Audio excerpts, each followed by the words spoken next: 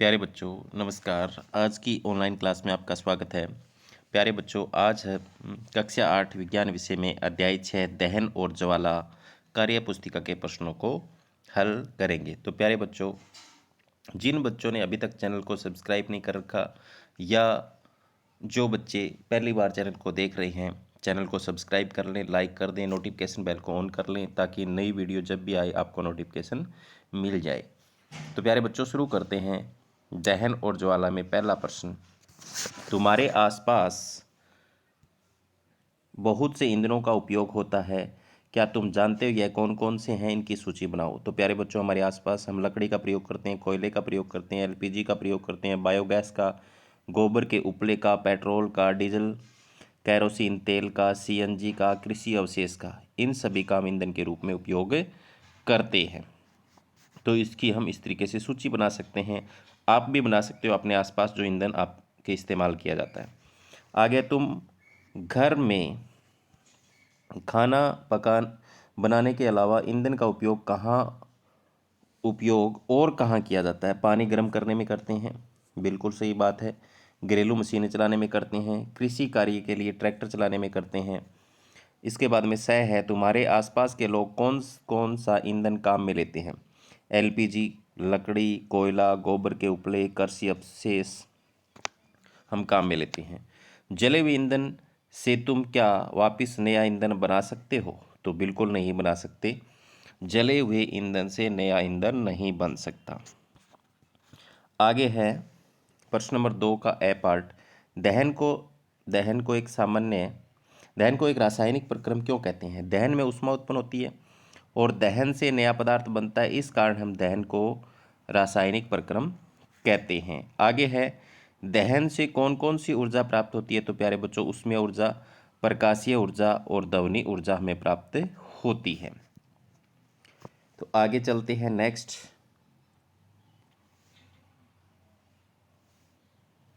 प्रश्न नंबर 3 में है, नीचे कुछ ईंधनों के नाम दिए गए हैं, तुम इनमें से ठोस, द्रव और गैस ईंधनों को छांटो। लकड़ी, केरोसिन, लकड़ी का कोयला, चारकोल, एलपीजी, सीएनजी, पेट्रोल, कृषि अपशिष्ट, डीजल, बायोगैस, गोबर के उपले। तो प्यारे बच्चों, लकड़ी, चारकोल, कृषि अपशिष्ट और गोबर के उपले तो ठोस ईंधन है। केरोसिन, पेट्रोल और डीजल द्रव ईंधन है। और एलपीजी, सीएनजी और बायोगैस क्या है? गैसीय ईंधन है। आगे है प्रश्न नंबर 4। प्रश्न नंबर 4 में क्या है? प्रश्न 1 के बॉक्स में दिखाए गए सभी पदार्थ दाह्य पदार्थ हैं, परंतु सभी ज्वलनशील नहीं है। इनमें से ज्वलनशील पदार्थ कौन से हैं? इन्हें ज्वलनशील क्यों कहते हैं? तो LPG, biogas, petrol, diesel, CNG ये ज्वलनशील पदार्थ हैं क्योंकि ये आसानी से आग पकड़ लेते हैं, तो इसलिए इन्हें ज्वलनशील पदार्थ कहा जाता है। आगे है प्यारे बच्चों, दहन के लिए वायु आवश्यक है, एक गतिविधि के माध्यम से समझाओ। तो एक मोमबत्ती को मेज पर रखकर जलाओ। अब इस पर उल्टा करके कांच का गिलास रख दो। हम देखेंगे कि मोमबत्ती थोड़ी देर बाद बुझ जाती है। ऐसा गिलास में उपस्थित वायु के समाप्त होने के कारण होता है। तो प्यारे बच्चों, इस प्रयोग से हमें पता चलता है कि दहन के लिए वायु आवश्यक है। मोमबत्ती के ऊपर गिलास उल्टा करके रखो, गिलास के अंदर जब तक वायु है तब तक मोमबत्ती जलती रहेगी, उसके बाद बुझ जाएगी। आगे है, जब किसी व्यक्ति के कपड़े आग पकड़ लेते हैं तो उसे आग बुझाने वाले कंबल से क्यों ढक देते हैं? क्योंकि कंबल से ढकने से ऑक्सीजन की आपूर्ति बंद हो जाती है और आग बुझ जाती है। ठीक है, तो आगे चलते हैं नेक्स्ट।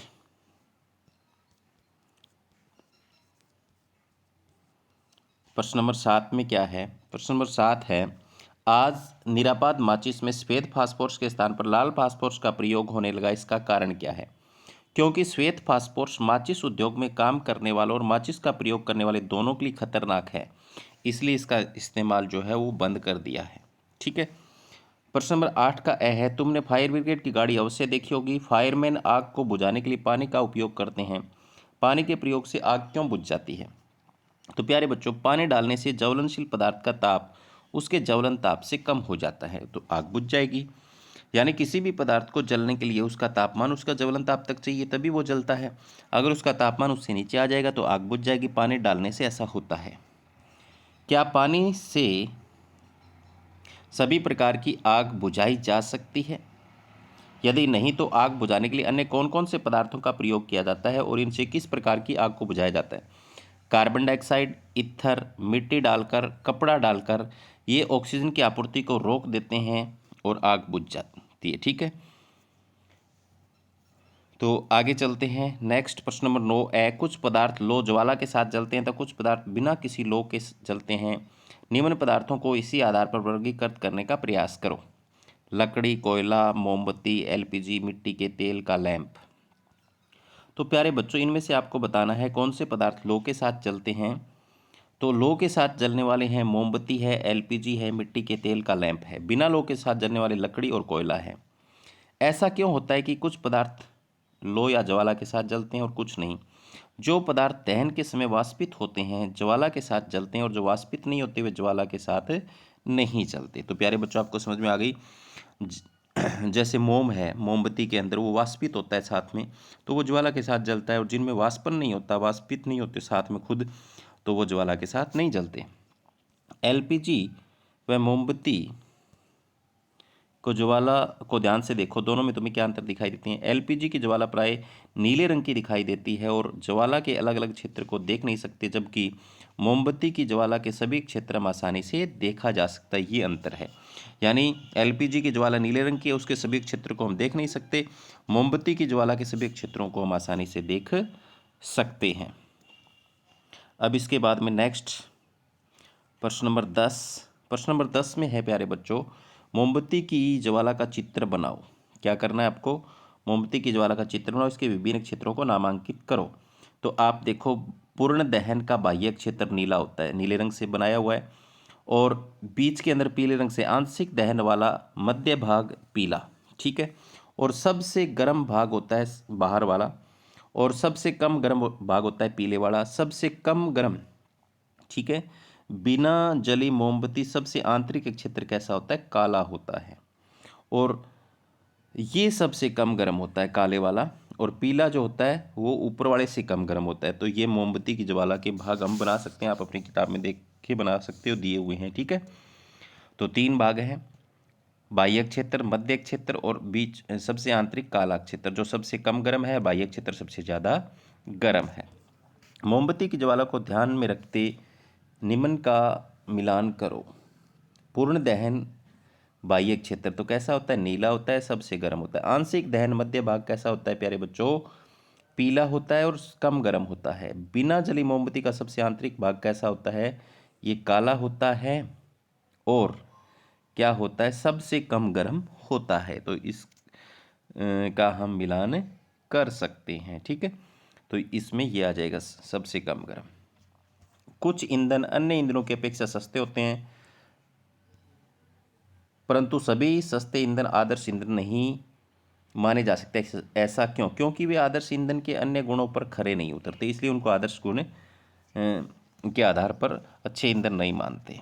लकड़ी को ईंधन के रूप में जलाना गलत है, 3 कारण लिखो।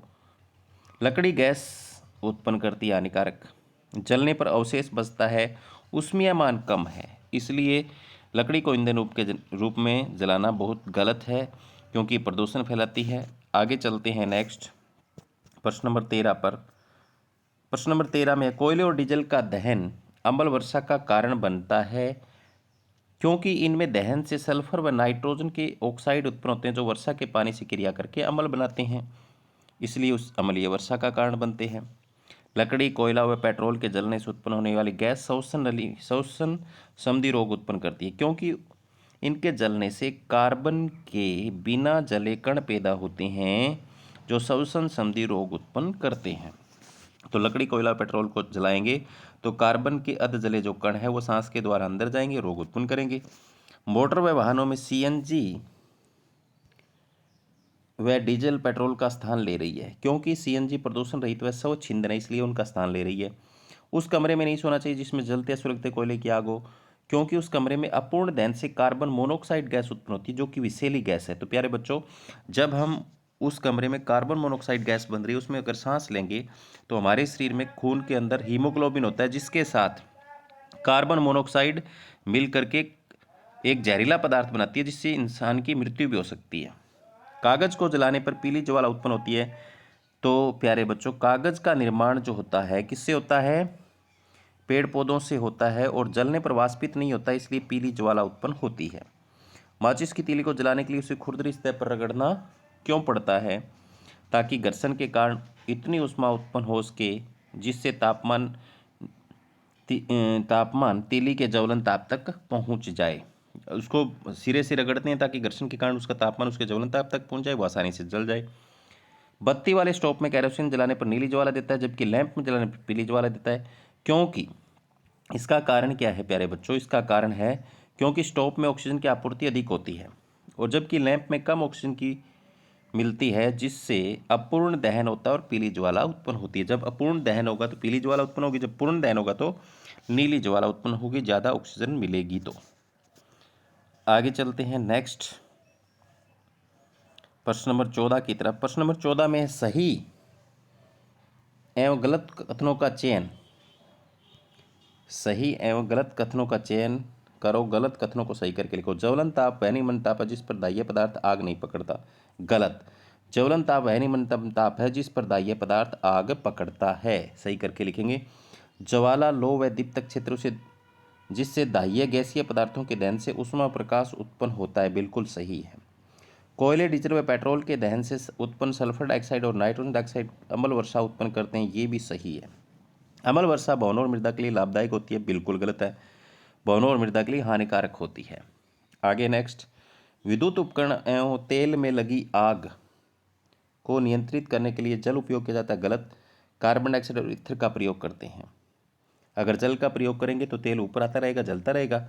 कोयले के अपर्याप्त वायु की उपस्थिति में जलने पर केवल कार्बन मोनोऑक्साइड उत्पन्न होती है। बिल्कुल सही है। पौधा घर प्रभाव के कारण ध्रुवीय क्षेत्र अधिक पिघल रहे हैं। बिल्कुल सही है। आगे है सही विकल्प का चयन करो। निम्न में से कौन किसका ज्वलन ताप सबसे कम है? पेट्रोल का, केरोसिन का, कोयले का, एलपीजी का। तो प्यारे बच्चों, किसका कम है? लास्ट वाला एलपीजी का। आगे है निम्न पदार्थों में किसका कैलोरी मान सबसे अधिक है? एलपीजी, हाइड्रोजन, ऑक्सीजन, कोयला गैस। तो ख जो है हाइड्रोजन, उसका उसमें मान यानी कैलोरी मान ज़्यादा है। आगे चलते हैं नेक्स्ट। नेक्स्ट में क्या है? प्राकृतिक ठोस ईंधन कौन सा है? कोयला, कोक, एलपीजी, केरोसिन। तो क जो ऑप्शन है वो इसका सही है। ठोस ईंधन है प्राकृतिक। निम्न में से कौन सा पदार्थ जलने पर प्रदूषण रहित वातावरण देगा? गोबर के उपले, केरोसिन, लकड़ी, बायोगैस। तो जो चौथा ऑप्शन है बायोगैस कम प्रदूषण फैलाएगा।